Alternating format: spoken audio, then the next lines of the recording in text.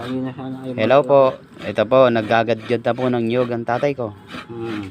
Para panghalo sa ititinda ko pong binatog o kinulte. Ayan po, araw-araw po ganyan ang ginagawa niya. Tagagadgad ng niyog at tagabalat ng niyog, tagahugas ng binatog.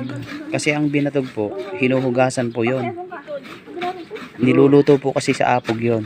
Pag naluto na sa apog, ay huhugasan ng huhugasan para maging maputi, maalis ang balat ng mga mais. Ayun po. Saka po pag malinis na po, ilalaga po uli. Yun na po. Pag lumaki na po yung mga binutil ng mais, yun na po, pwede na pong itinda yun. Ito naman po yung nanay ko. Ito po yung niluluto niya ang kinulte. Ang binatog po kasi ay hinahalo din po yan habang niluluto. Pagka po nalinis na. Ayan po. Ganyan po.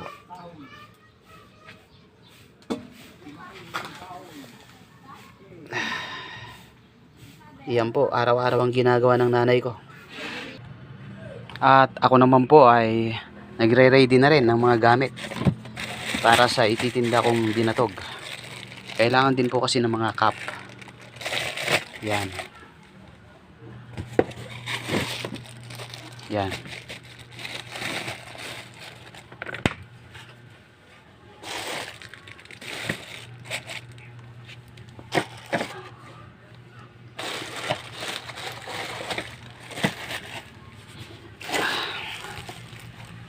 Kailangan din ng mga kutsara, toy spoon,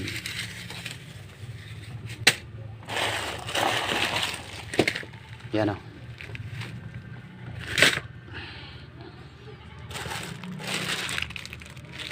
Cup.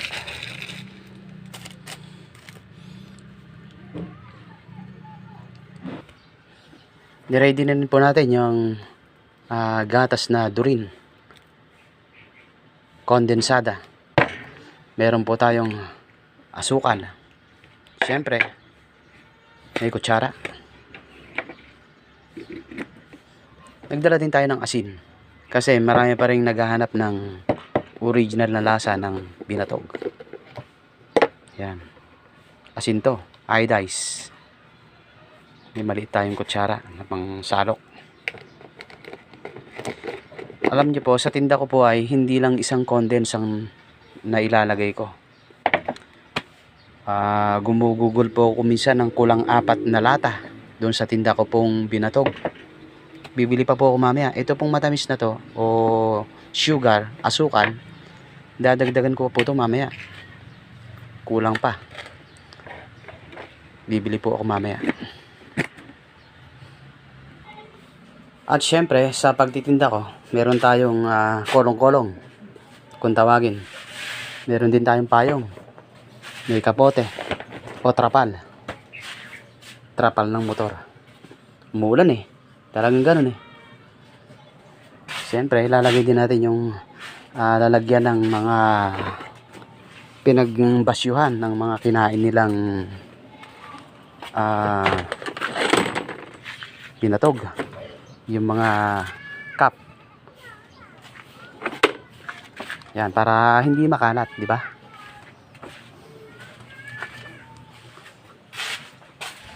Meron tayong ginawang lettering na may nakasulat na binatog.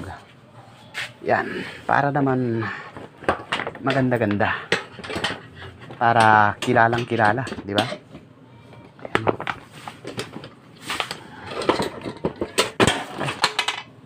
Hulog na.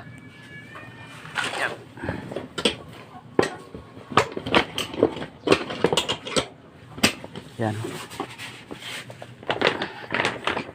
Para kahit na sinong makakita ay makikita yung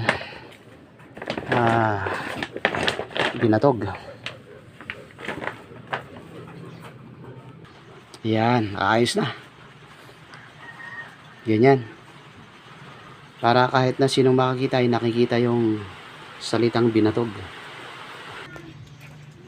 Ayan. Lalagay na natin sa motor.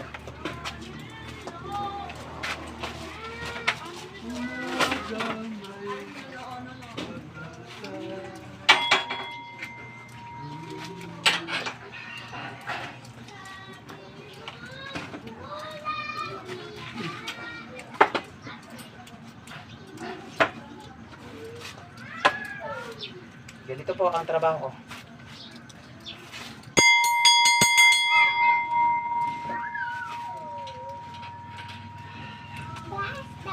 Narinig niyo po ba yung tunog na yun? Yun po ang sign na nagtitinda ng binatog. Ayan o. Medyo naka-ready na. Ilalagay ko na lang mamaya dito yung kaldero. Dito ko ilalagay. Yung kalderong malaki na may laman na binatog. Ganyan po magiging style niyan.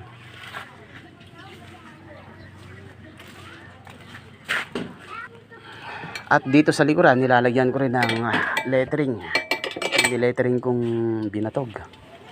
Ayan o. Ayan po, luto na po. Ang tinda ko po kasi mga kaibigan ay isang tasa ay 15. Yan, okay na nanay.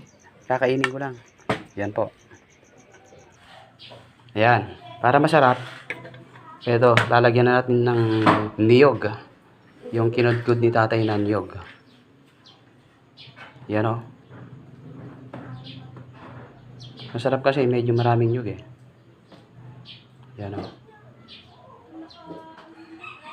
Yan.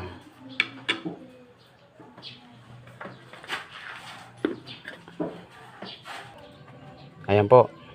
Siyempre, lalagyan natin ng asukal.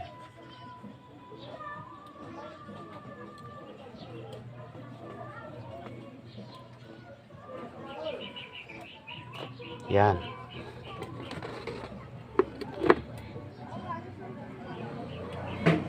At siyempre, ang pampasarap, gatas na kondensada. Gawin mo nga ano. Yan o. Yan o.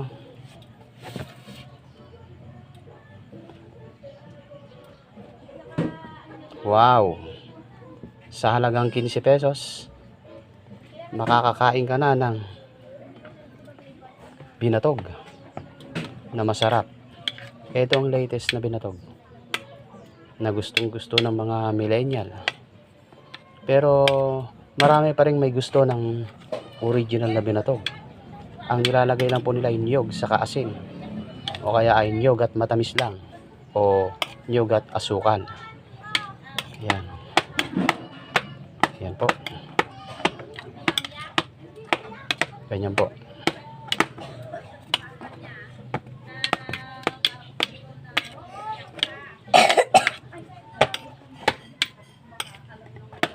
Yan po.